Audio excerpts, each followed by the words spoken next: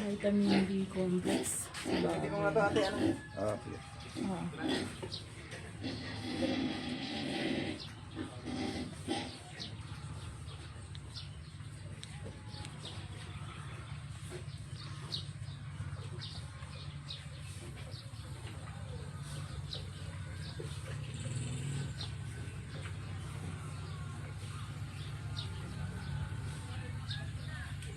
Para sa tatlong baboy, 1 ml bawat isa.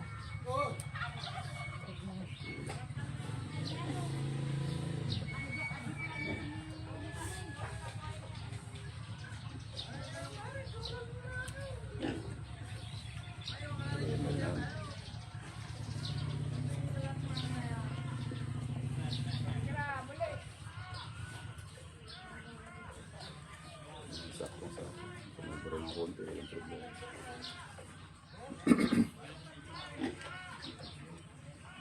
Stay piga na lahat. Yan ba, may guhit naman ako. Yung 8 na yun. Tapat na yung guhit. Nakikita ka? Ayan o. Tapos susunod na dyan sa pagkain adjust mo doon muna. Tapat sa 9. 1 ml na uli. First trial sa, ano ba ang tawag sa ano na to? Syringe. Nakita namin to sa YouTube.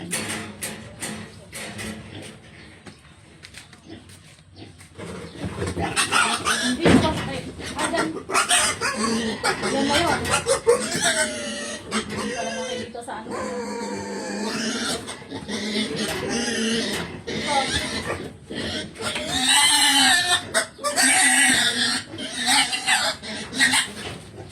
Dali, hindi nakita. Ayos walang kahirap-hirap Talaga ang testing na.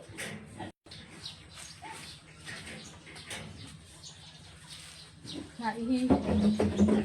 Yan na lang. Isa pa.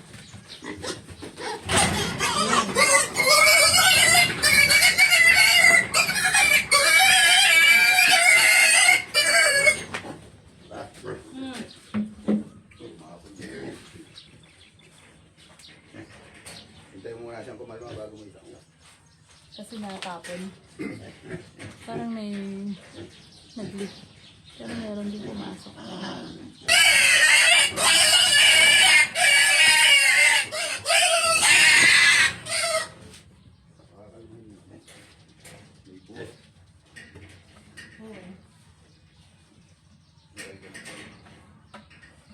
Kulang lang sa tubig yan. Hemorrhoid.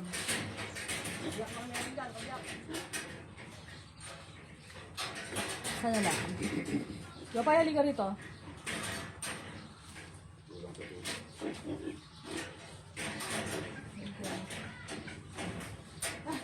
Nagtago ka na. Hindi to masakit. Parang kalit lang langgam. Nagtago na yung baboy. Last na! Hindi ka masyadong hirap katulad ng una, no? Gagawa ko lang malapat na parang rectangle ang sukat. Tapos dito na siya nakakulong. Para hindi tubig kasi doon.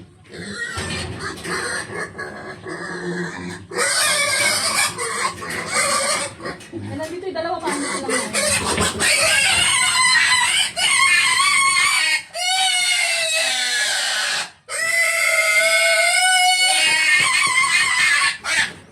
Hugot mo ikaw. Hindi, sakto na. Pag sinaksak mo, diretso piga ka na. Automatic na magpupukan. Hindi tumapon. Hindi tumapon. Tapos.